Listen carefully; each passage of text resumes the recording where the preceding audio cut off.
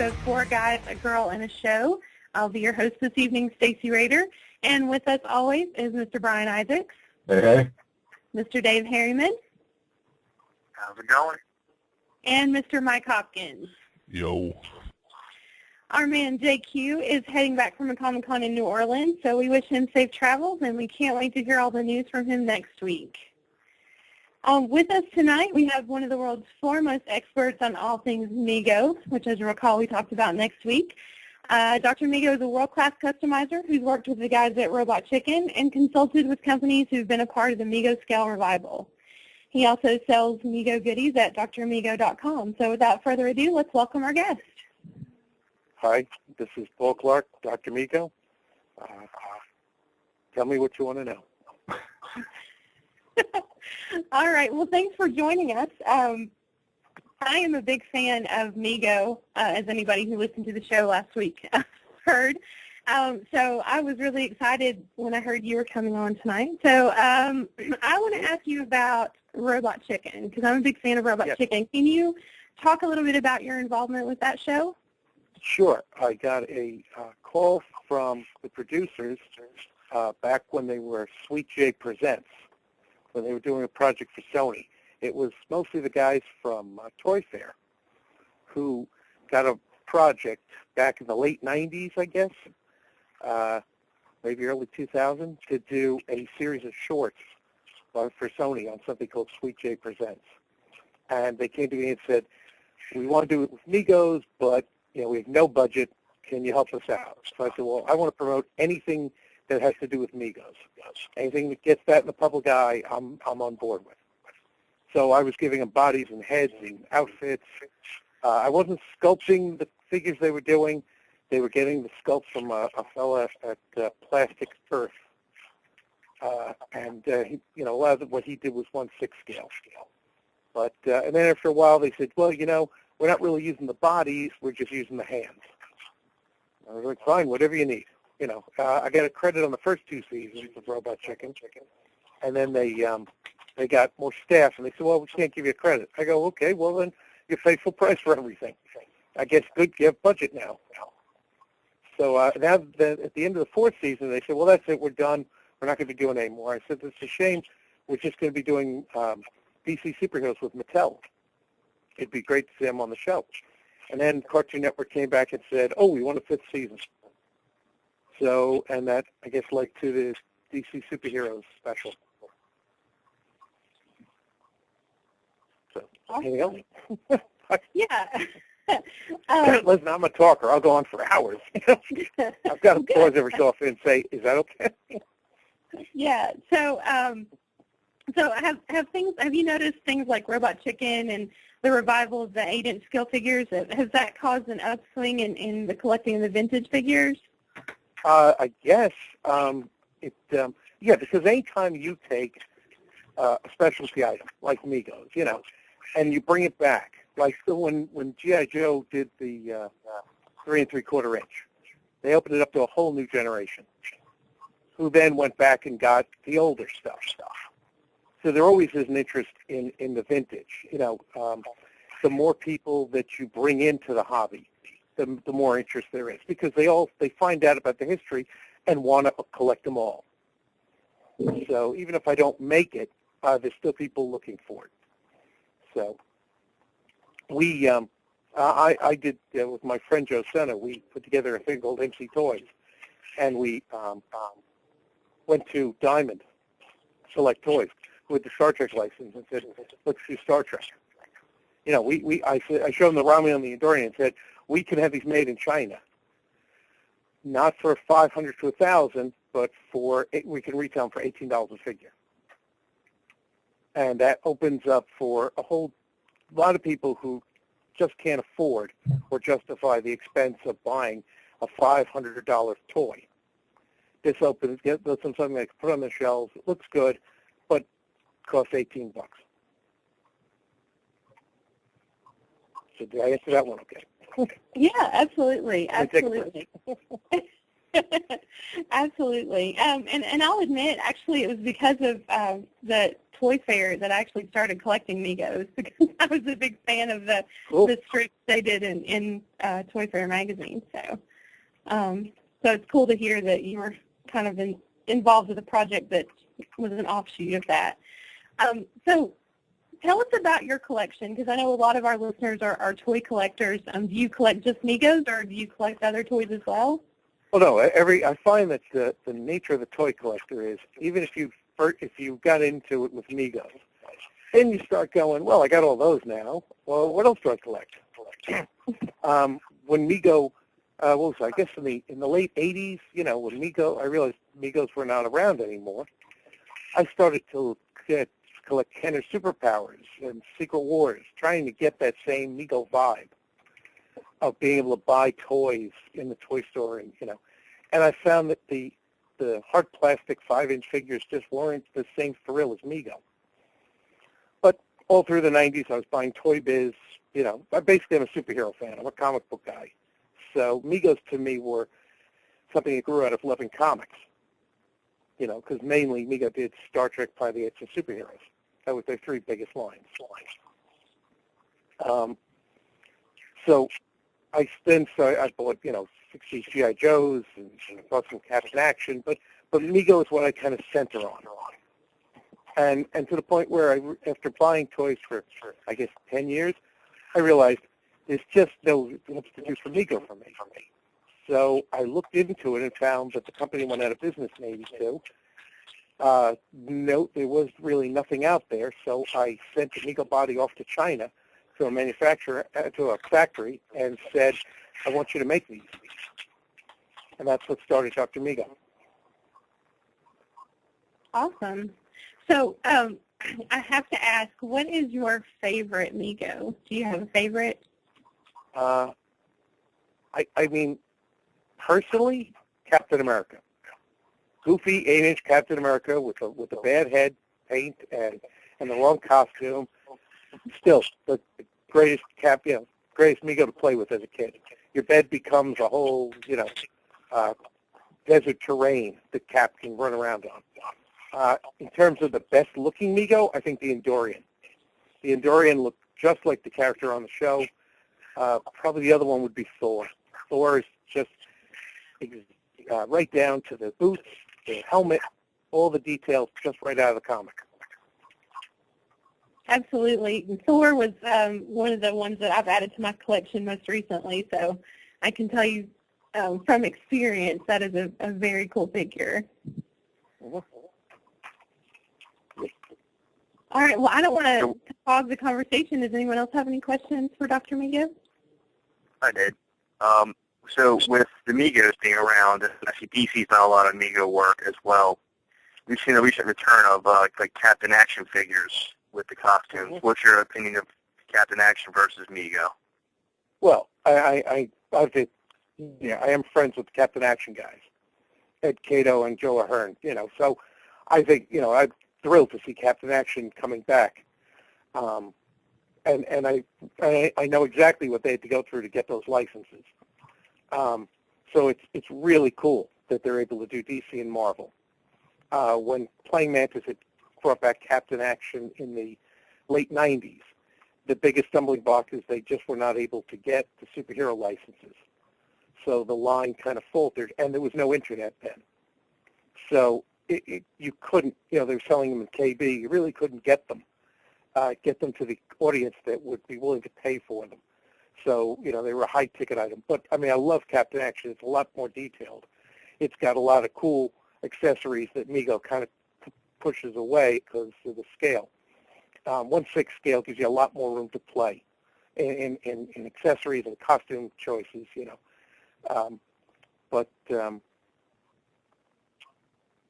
in terms of Megos, I worked with Mattel on the DC Retro Action superheroes.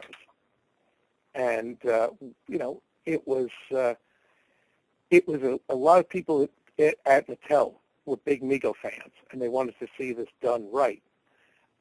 Unfortunately, management changed shortly after we got the line going. So it became somebody else's line item. And we just, I've heard it said that sales were the reason the line failed, and it wasn't sales. It was a change in management. That's pretty interesting. I got to tell you, Paul, I mean, I'm a big fan of Megos myself, and I did like the retro figures, but where I'm at in New Jersey, I think the big box stores didn't exactly help this. I mean, Toys R Us didn't exactly help the situation. All the Toys R Us is by me. They still have Sinestro and Lex Luthor at full price. Right.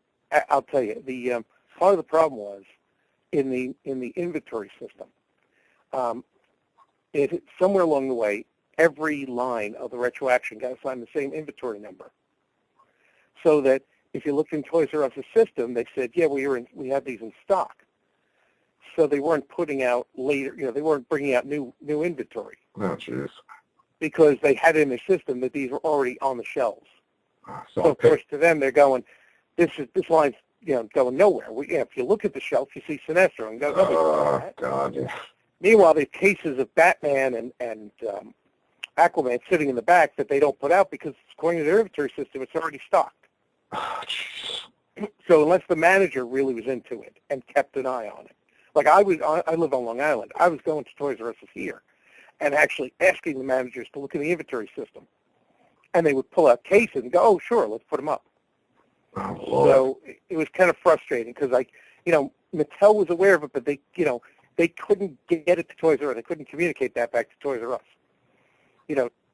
The way corporations work is they just move slowly. You just can't turn the boat around. Right. So, but the people we talked to at Toys R Us, at Toy Fair, said, we love this line. It's great. It's selling well. But, we just can't seem to get talk management into keeping it going. So it's very frustrating. But, basically I knew the line would, live or die actually in the aftermarket. While it was great to see it in Toys R Us, I knew that wasn't where most of the sales were going to be. Yeah. The sales that matters was going to be online. It would be the kind of thing that Amazon would make or break.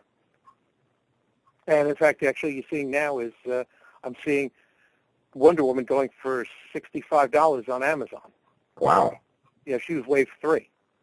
It was very frustrating to see something that didn't really get enough at retail.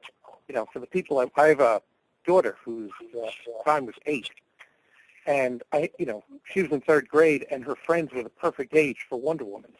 Right. And I just was very frustrated that none of them ever saw it at retail. Like nobody could go into a store and pick it up. Oh, man.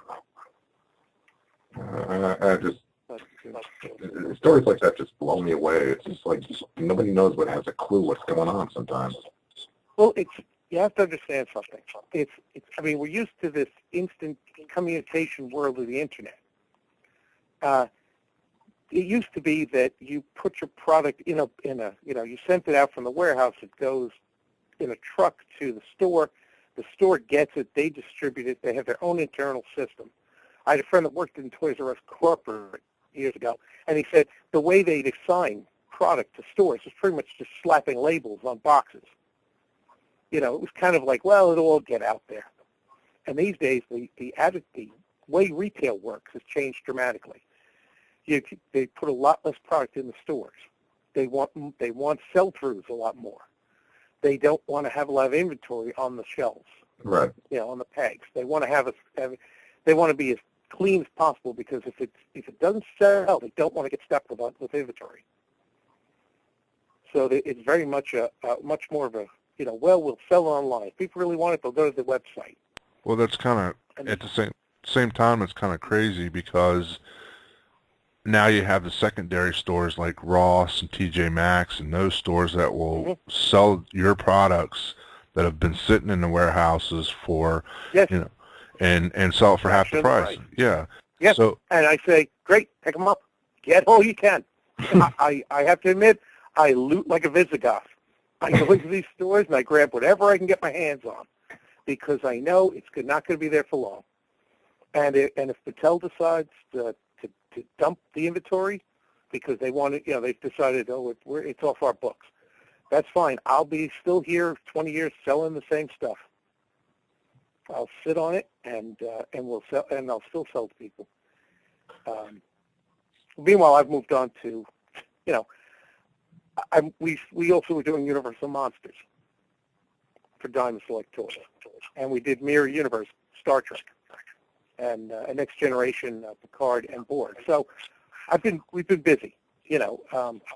Much as it pains me to see what happened with Mattel, I can't really dwell on it. I knew going in that big corporations are usually difficult to work with. So I gotta someday say. Oh, go ahead. Go ahead. No, I said hopefully someday I'll be in a position to get the license myself and control the destiny of it a little more. But we'll see how it goes. Yeah, I got to say, I was glad to hear what you just said about being involved with the Universal Monsters. Those, I picked up the Bride of Frankenstein and the creature as a Halloween present to myself, and that creature is a work of art. Is beautiful. Thank you. That was a friend of ours who is in the makeup business. He does makeup for horror movies. He actually has been sculpting. In fact, his name should be on the package. He's actually been sculpting most of the line. Sean Sampson. He also did the Metal and the Mutant and Phantom of the Opera. I shouldn't say that. He did Metal and the Mutant, but he didn't do Phantom of the Opera, and that'll be coming out next Halloween. And then after that, I can't say. There's a lot of things I can't say. I have to walk around a lot now going, I can't talk about this. Hey, Paul, my first introduction to you is I got in-laws out on Long Island, so I've been to the land of Ooze and Oz, and when I first walked in there, the customs of Mego figures, my jaw hit the ground. I was just like, oh my. When I used to make custom figures, that was a fellow who was really great about carrying, putting out things I did as customs.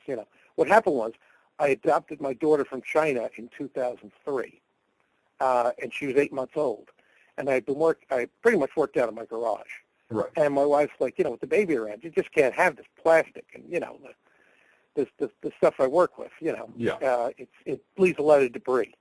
I always got a very colorful trail of plastic bits following me when I walk out of the shop.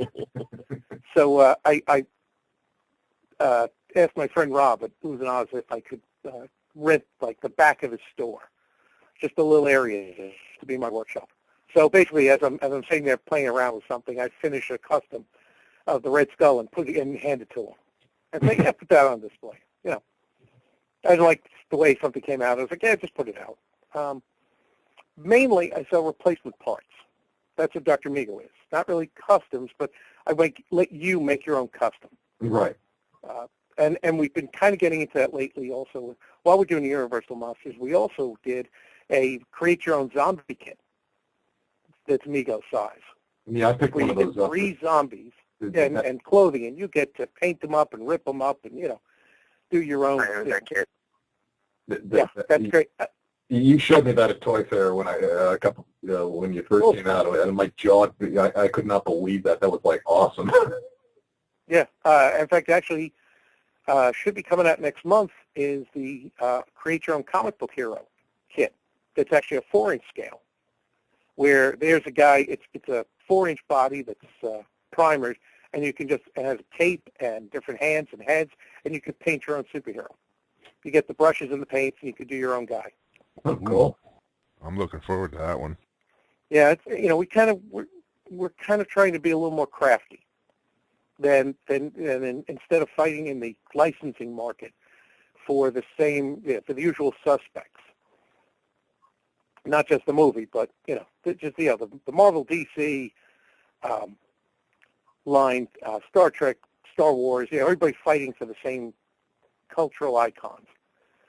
we're kind of trying to take a different approach of, why don't you bring your creativity? We'll give you the means of production. You do the creativity. It's a great concept. It really is. And I know I dabbled in customs myself for a while, and I'm not that great at it. So to have it a lot of the parts already for me is kind of nice. Now, are they going to... Yeah. Like I've been talking to people, over the years, what I've noticed is everybody has their favorites, their favorite characters they want to see done. But I know from dealing with the corporations that they just are, there has to be a bottom line to it. They won't make a ancillary character that isn't going to do at least, X thousand number of units. Right. It's just not cost effective for them. And I remember seeing at DC Universe, they did Killer Moth, an old Batman villain. And one guy got up and said, wow, thank you for doing this. I've wanted this guy forever. And the response from Mattel was kind of, well, I hope you have a lot of friends that want it too. Because doing this is, it's like we took a chance on this, and we're hoping that more people want it. Otherwise, like what happened with the Marvel Universe line in Mattel, they canceled that one too. That was their pride and joy, the 7-inch Marvel Universe. DC Universe. That was still a mess. What's going on with that one? I'm not even going to go there with that. Well, my jurisdiction. Now the 4-inch figure you were talking about, is it going to be in the same aspect as the Mego figures? Like it's going to have cloth outfit, or is it just? No. This is something. This is us trying to go more of the Marvel Legends DC Universe route, where it's more in scale with like Star Wars. The Pocket Hero, Pocket Heroes they called them. I know they did. They just did 4-inch versions of Marvel and DC. Marvel Universe. Marvel Universe. Yeah, we kicked around looking at different formats, and it seemed like 4-inch fit into a lot of different lines and gave you the most flexibility on what you could do with this figure. But it's got a lot of the same posability as a Mego. But to me, the Achilles heel with Megos was always the fabric. Nobody wants to sew. And when you're working in the 8-inch scale, it's very tough to do much detailed sewing. So we tried to kind of step out of that and just give you paints and let you do your own detailing, almost like the vinyl figures. Nice. That sounds like it's going to be pretty awesome. That sounds pretty cool. Did they ever do a Mego on Mars Attacks? I'm sorry, Mego on what? Mars Attacks. Oh, Mars Attacks. No, I mean, there was, at the time, like when Mego was out there, Mars Attacks wasn't really even known. Because it wasn't a Topps card set from the 60s? Yes. And then, and so pretty much, that was it, when Mego was going around in the 70s, that was an odd thing from 10 years ago that nobody really thought about. And then they brought it back. Was it Burton or somebody who was a fan of it and got it made into a movie, and that kind of brought it up to the public attention again.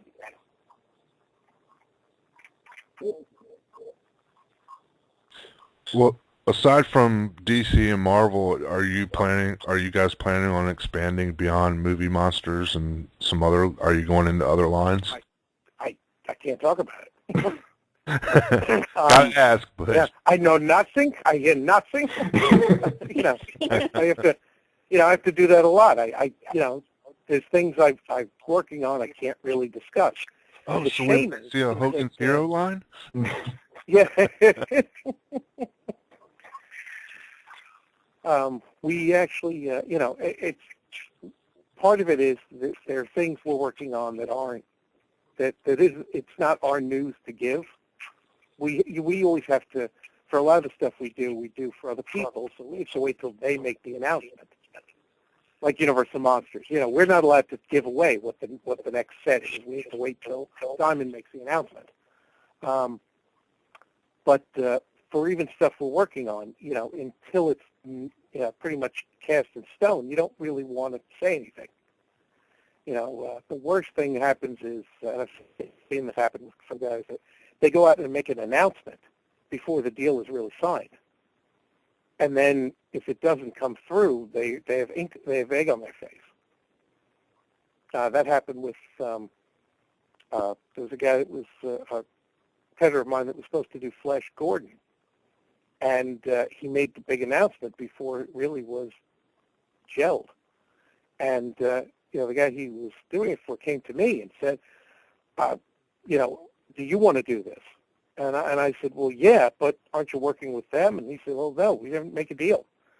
So, I had to kind of take some heat because people thought I was, going behind his back. And I was like, no, he shot his mouth off. Shouldn't have stalked. Loose lips sink ships. So. Now, will you be at Toy Fair this year? Yes. Actually, we've gotten to a straight. Last year, we went to get a booth in October of, 2011. Sorry, right. My years are getting blurry. In October of 2011, we called up the Toy Fair people to get a booth, and they said we're all sold out. I was like, for February? And yeah, a lot of people want to, are taking a chance on putting up toys. So Diamond Comics, who we've worked with a bit, said, listen, you can display your stuff at our booth. And that worked out really well. Cool. They were, they gave us a nice space, and we were able to work with their people and talk and, bring other people in. And so I think we're doing the same thing this year. Oh, great. A lot of the things we're doing is kind of with Diamond Comics or Diamond Select Toys. Yeah, I tried. Unfortunately, due to my schedule, I can usually do only one day of Toy Fair, which is the Sunday. And yeah. Diamond doesn't do press on Sundays, and I'm like, killing me. Yeah, really? Yeah. Yeah, I mean, I understand why, because, that's probably also a big day for them to have a lot of people who aren't in their stores, making deals and stuff, but it's just like, as press, it's just like, sucks. Yeah, that's the tough thing with Toy Fair is it's starting on a Sunday. Yeah. And it's kind of, for a lot of people, it really is the first day of business.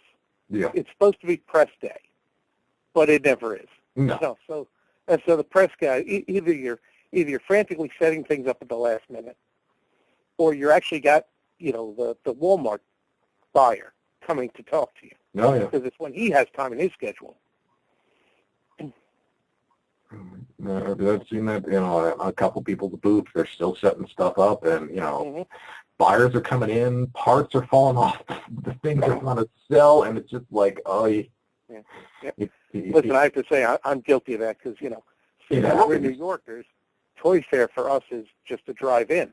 Yeah. So we've been lucky enough with Diamond Select Toys to have a relationship where we say, we'll deliver those prototypes at Toy Fair. We'll bring them with us. So literally, we're walking in the door on Sunday with the paint still drying. Like, oh, here's Creature from the Black Lagoon. Just don't touch his head. We held it out the window on the way over. I think he tried.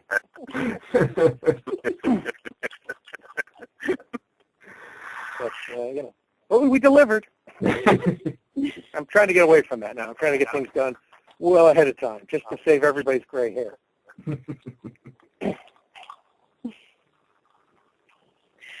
All right. Does anyone have any other questions for Paul? Nope, Yeah, I do. Where's the snack table?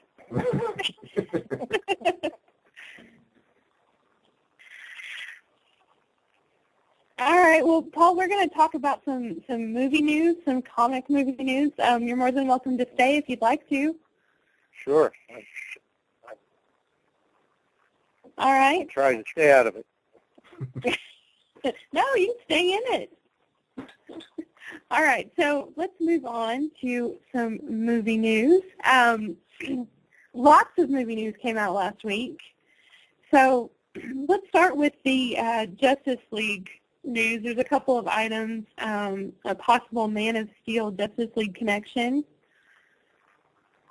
We'll start with that. The rumor mill has just exploded about this.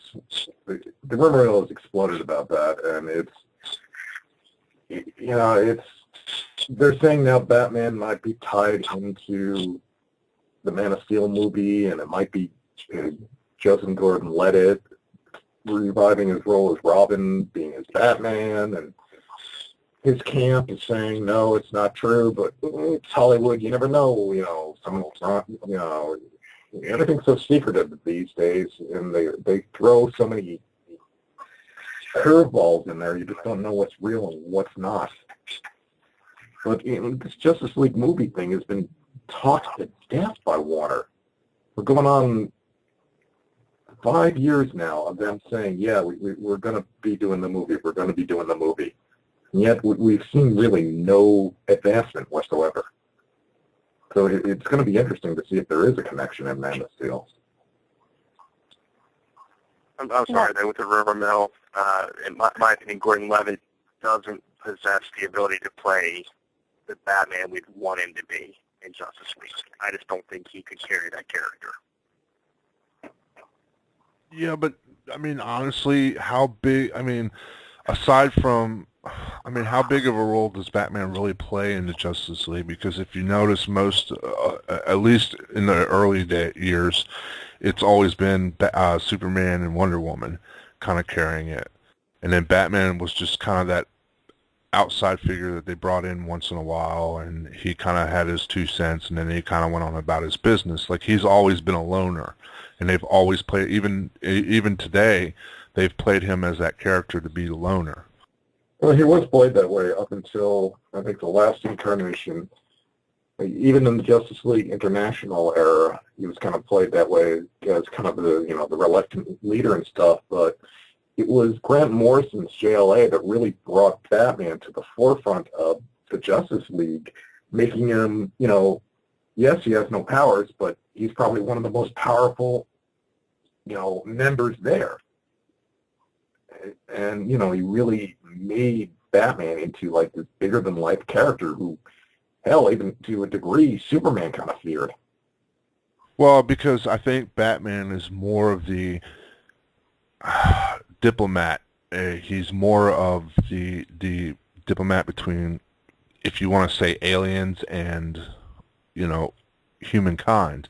Because, I mean, if you look at most of our superheroes, yes, some of them are human, but, even with the Green Lantern, his ring isn't human.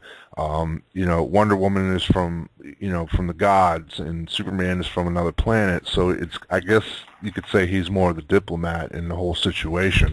Well, I think it more had to do with the take no, crap attitude. They really implied upon him on the JLA run. It was just like, I mean, in the first story arc, the entire Justice League is captured by white Martians. And 3 of them go after Batman. What does he do? He puts some gasoline in the circle. They all step into it. He lights a match and goes, okay, shall we begin the fight now? I mean, much more badass than that.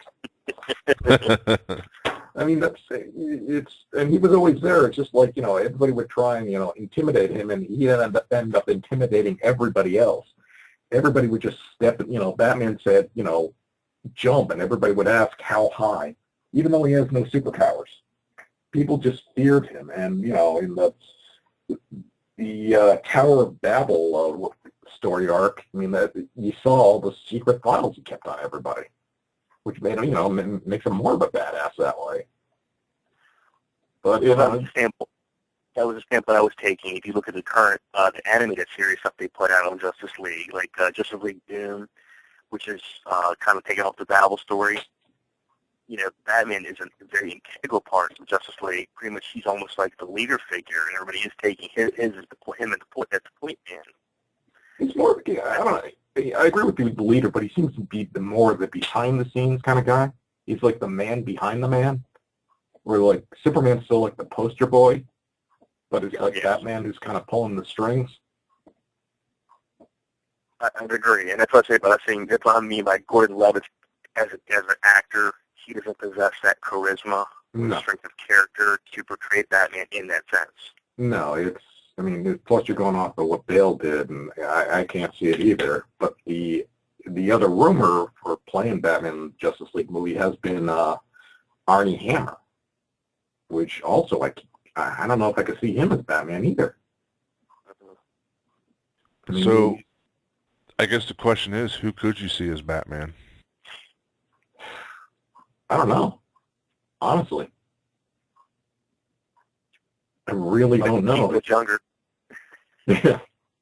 Arnold Schwarzenegger? God, no. They'll just set that. No, just kidding. They'll really set the bar high. I mean, how can you get anything like that? But isn't it rumored that what's his name is signed for that if they want him to play Batman in Justice League, he has to do it or something? Who? Bale? Yeah, Christian Bale. No.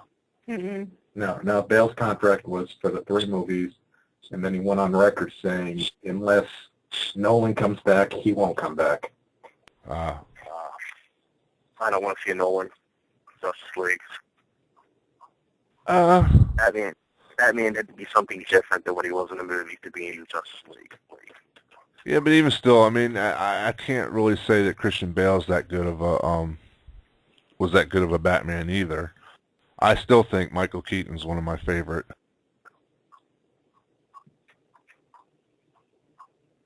No, I just Keaton's a good actor and all, but his Batman was just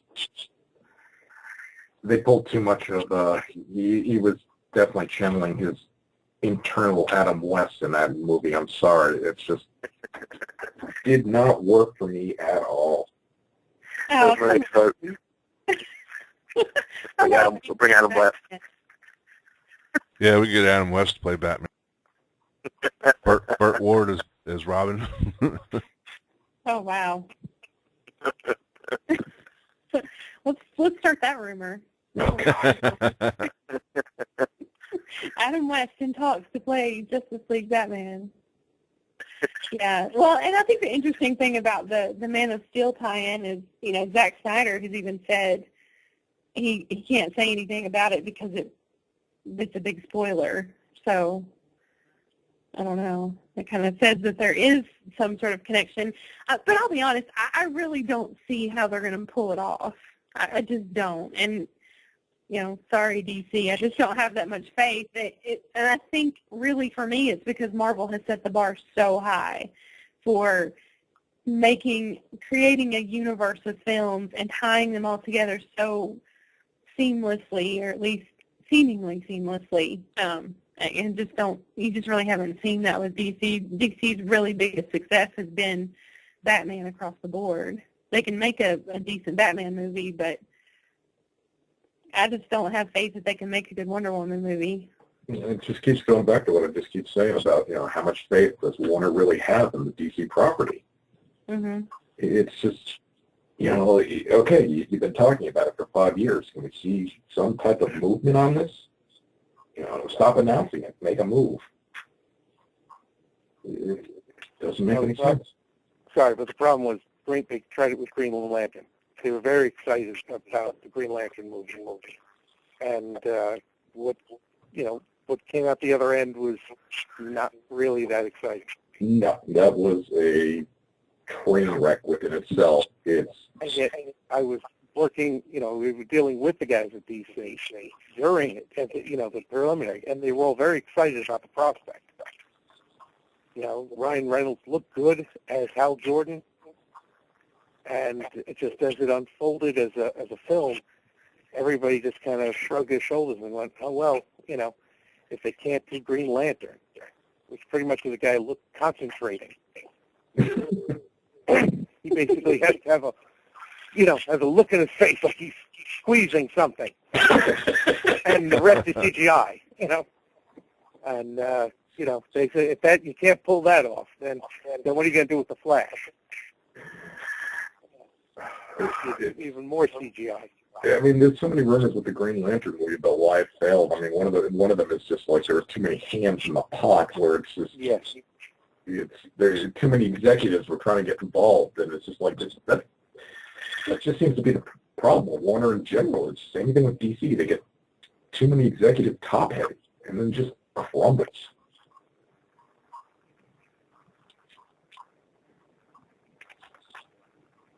Yeah. So. Well, but I think they're giving us what we want to hear for Justice League, only because they're waiting to see what's going to happen with the Superman Man of Steel movie.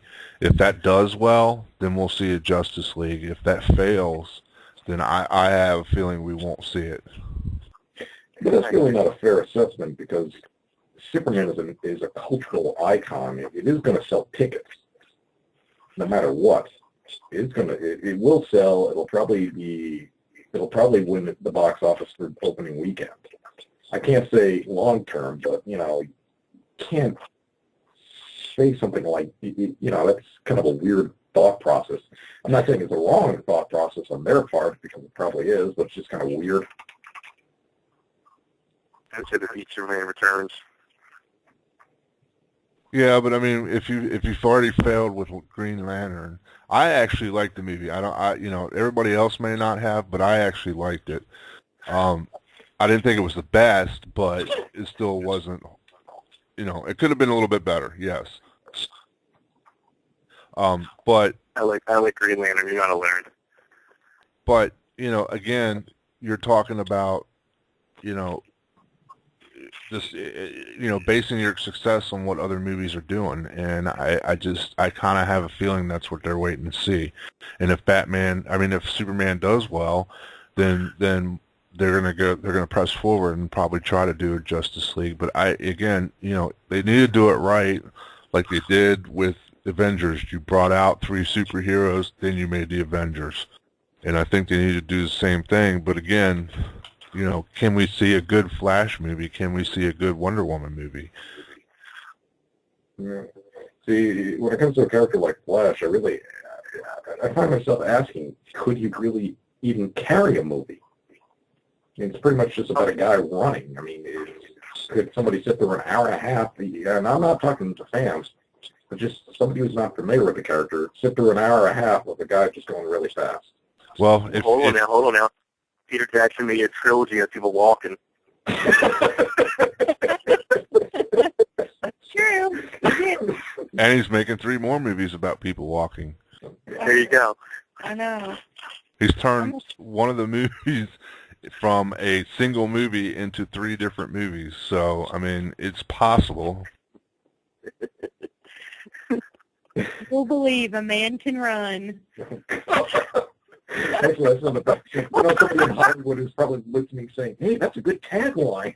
Well, most of us are old enough. Do you guys remember the Flash TV show? Oh God! So I love the TV show. Yeah. It was, but an hour of it was kind of long. Yeah. They spent a lot of time. He spent a lot of time with Barry Allen doing doing CSI. Yeah. So with CSI with a messenger service. He was basically like Mr. McFeely from Mr. Rogers in spandex. It wasn't even spandex. It was. See, that was the problem. It came right off the Batman films, and it was just like it was a big bulky suit. I'm like, why does the Flash end up? There's very few heroes out there who could probably get away with spandex. Flash is one of them. Yeah. He needs a skinnier suit, not to look like all beefed up. And then he's supposed to be a character who works with the police, and they didn't even get that right. I'm just like, okay, Flash isn't dark and brooding, guys. You see, I always thought I forget who I'm stealing this from, but somebody said once, you should never even see Flash. Flash should just be something that you call what happens to you. You walk into a bank with a gun, next thing you know, you're in prison. And like, what happened? Flash. You never even saw it. He's moving so fast, you have no idea what happened. You go to you pull out your gun, you're in Spain. What happened? Flash. You get no idea. No idea. Yeah, I think that wouldn't really work in a movie, though. Well, that's what I was thinking. Maybe that should just be the short before the Justice League movie. Yeah. Well, he should have been called. You could have the origin of in the Justice League movie. Instead of Yeah. Smallville being the red and blue blur, and Right, Flash the blur. should just be the blur. Yeah. But I don't know. Well, how about Chris Evans for Batman? You know, he seems to look good. No. He looks good in a mask.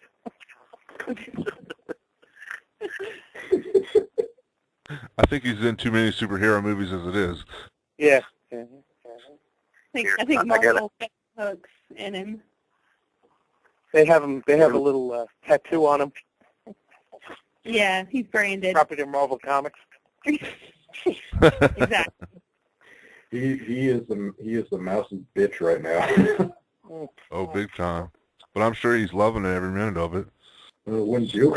Oh, yeah. That kind of money? Oh, yeah. You're playing one of the most decorated characters of Marvel. I remember being a kid just running around like this, it wasn't like this Cub Scout type of thing, and they gave us these shields to paint. And my father, instead of painting, it was something called the Indian Guide, very un-PC at the time, but we're talking the 70s. But instead of, we're supposed to put like Native American designs on the shield. My dad knew who I was, so we ended up putting a Captain America, he painted it the Captain America shield, and I was playing around with it, throwing it all the damn time. Did you at least get the badge? No. Epic fail on that one. Well, speaking of Marvel, let's talk about Guardians of the Galaxy. There's been quite a buzz about the director, James Gunn, who made some comments on his blog in 2011 about superheroes that people would like to sleep with, and got into some trouble about that. We made some not so PC comments about Batwoman, among other female superheroes. So I know for my part of it, people on my Twitter feed were going crazy, saying, bring us his head, he shouldn't be the director, he should be ashamed of himself, and all this stuff. And I think, was it Thursday or Friday, he apologized via Facebook. And what I thought was a very sincere apology. Basically he wasn't thinking about what he was saying, and he could see how people took it wrong. And I don't know, I feel like he should be absolved of all of the hatred. Well, first off, it was 2011. It was before he got attached to the project. And second, has any of these people seen his previous films? I mean, the guy is not exactly. He doesn't take himself serious. It's just, go watch. If you're offended, go watch Super. Then you'll really be offended. Or Romeo and Juliet. Oh, Lord. That was a train wreck. Oh, yeah. I have a feeling this movie is going to be a train wreck. No, not into it? I'm just not feeling it. I mean, there's just other characters I would rather see made than, Guardians of the Galaxy. I mean, you guys know I'm not a huge comic fan. I mean, I just started getting back into it, so I don't know a lot about these characters. And I would rather see, an X-Force movie or, even, an Incredible Hulk movie, another Hulk movie instead of this. What I'm surprised is Marvel's not doing I think, it would be great for the next Avengers, and it's just, such a rich history is Black Panther. Yeah, I agree on that one. What they're doing now. They've been talking for a long time. I mean, at one point in time, Tate Diggs was attached to it, and, and then before that, Wesley Snipes was attached to it, and I don't know. I just feel that it's, I agree with you. As much as I'm looking forward to this film, I do agree with you, Mike. I'd rather see a Black Panther film, and somebody who can carry his own film too. Well, even the talk of these remakes of Fantastic Four and Daredevil. I mean, I'd rather see some of those than they're just I just don't see this as. I mean, again, I'm not. Yeah, but the Fantastic Four and the Daredevil. Well, no, Daredevil's back to Disney. But Fantastic Four is a Fox property now. Right. So Disney really doesn't have too much control on that being made into a film because it's not going to be part of the Marvel Cinematic Universe. Exactly. But I mean, just in general, I mean, some of the other characters that are involved in the Avengers, I would rather see those than this one being made, and because like I said, I just don't understand it. But doesn't the Guardians of the Galaxy, if you think about the characters, doesn't that seem like a property that's tailor-made for a company like Disney? I mean, you have a talking animal that is a superhero. I mean, it seems like it's perfect for them. That's true. I kind of see your point on that one. I mean, you are right that it's tailor-made for Disney. But, I mean, is anybody who's read some of these comments that I don't know, maybe because I understand why some people find some of this stuff offensive that he said, but I get a good laugh out of some of it. I don't know, maybe I just got a sick and twisted sense of humor. But there are so many people just like, there was a petition for people urging Marvel Studios to cut ties with Gunn, and there was 4,400 signatures on it. I'm like, people, lighten up. That's the problem with the world today because, they're all, you can't say Merry Christmas anymore. You can't, it's all crap. I mean, we're too sensitive now. Everybody needs to have a little bit more of a thicker skin and understand that, everything doesn't have to be PC. You can be offbeat once in a while. And, that like the whole thing with, who's the dude from Seinfeld? When they blasted him and when they blasted the radio guy and stuff. I mean, you know what? It is what it is, but you say stuff to be controversial. And sometimes, we take it overboard and we got to be sensitive. No, say what you want to say. Say what you feel. I mean, that's why we are America. We have the right to say stuff like that. Well, I think more than that, the problem, and I'm saying this as a woman, but the problem is that there's what I like to call the internet nannies who really, if anybody says anything offensive, it's like, oh, how dare you? And I don't know. I mean, I think we're sort of in the Wild West when it comes to the internet. I mean, there's billions of websites and people say things on their personal websites and they can say whatever they want to. And I'm not saying that you can do that without consequence. I mean, certainly James Gunn can attest that he said some things that weren't so politically correct or nice, and he got his hand slapped for it. But at the same time, I feel like sometimes with the internet, people feel like they have way more power than they do. Well, you're right there, Stacey. I mean, look at that annoying group, 1 Million Moms. Yeah. Their latest thing is now they're trying to get that show, Person of Interest, pulled off the air because 2 weeks ago they had a lesbian couple kiss. Oh, God. Yeah, this is the world we live in. It's just like we got too many, like Stacey said, there's too many watch groups out there, watchdogs trying to protect our morality, and I'm like, really? But yet there's 6-year-old kids going to New York Comic Con and asking Kirkman about Walking Dead, and people don't say nothing about that. Kirkman even said he was upset about that. He goes, why are you watching this show? Well, exactly. He is. But parents in general, they're more worried about, lesbian couples kissing than they are about, their kids watching Family Guy or Simpsons or South Park, stuff like that. Oh, no, they're worried about that stuff, too. It's just this one group, this one watchdog group, 1 Million Moms, it just, like, anything that doesn't embrace what they consider values they're against. But But that just goes back to it's where violence is accepted and a little sex is a problem with our television. You know, well, not even sex. Not even sex. Take a couple classic movies if they were made today. We get a lot of hell. Take The Jerk. If you guys are familiar with that comedy. Yeah, I was born a poor black man. Like, imagine if that movie came out today. What do we get? Or Blazing Saddles. Oh God. You know, if that kind of stuff came out today, they'd be all over it. Al Brooks was infamous for making fun of everybody, including his own. You know, he was Jewish, so he was even making fun of Jews in Spaceballs. Well, as a Jew, I think he's got some of the funniest Jewish jokes ever in all of his films. It's just, you know, Brooks has the right idea. If you can't laugh at yourself, you shouldn't laugh at others.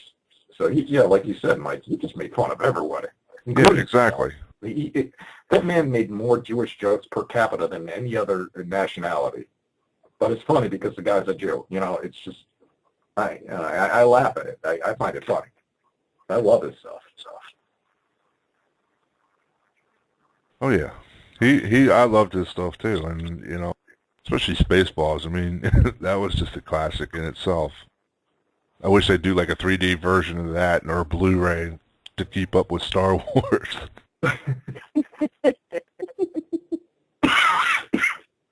Yeah, I mean, I think to me the root problem is just in the geekiverse or whatever you want to call it in general. I think people just are way too serious about everything. I mean, come on, the things that we love.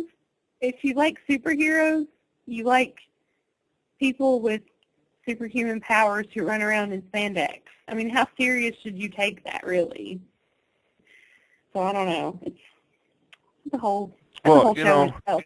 And speaking of spandex, I mean, Brian, you and I have had this conversation before, and we've talked about the leather versus spandex. Wrestlers wear spandex, so how can they still get away with not using spandex in comic book movies? If wrestlers can do it, why can't they? Because it looks silly on wrestlers, and it'll look even sillier under the lights in the cinema. I disagree, but yeah, okay. I see your point. You know, it's like I said, there are a couple of heroes that could get away with it. You know, if you look at Superman, Christopher Reeve's Superman, that was spandex, that works, but then it's still a classic that could still work today instead of all this armor everybody wants to keep doing. Yeah, exactly.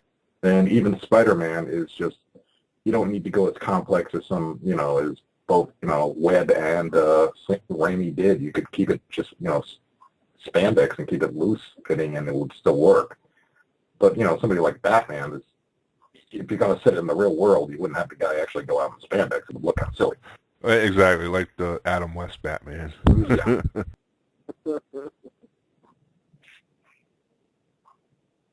That's what I want for Mego. I want a Robin and a Batman that walk up the wall and has a wire that hangs for the cape to make it look like they're actually walking, but you have them sit level so they look like they're walking up a wall with the cape sticking out. Yeah, the best thing Mego ever did was the magnetic Batman and Robin, that you could actually have him cling to the refrigerator. That was one of the reasons why when we did the retroaction Batman, we didn't give him the oven mitts. We wanted to give him hands so he could actually hold the bat rope. Nice. That's always the problem, you know. Those oven mitts, you know, that's what we call them, the oven mitts. You know, they made sense for a cheap toy company trying to put out a cheap toy, but after a while, even molded gloves, it just didn't make any sense. You know, you could tell, you know, Stan Lee must have had some say in Spider-Man and the Spider-Man Mego because he actually got red hands. So he could hold a rope, you know. He could actually hold on to something. But yeah, I always wish, you know, Mego had at some point in the production had ditched the oven mitts and went more the gauntlet.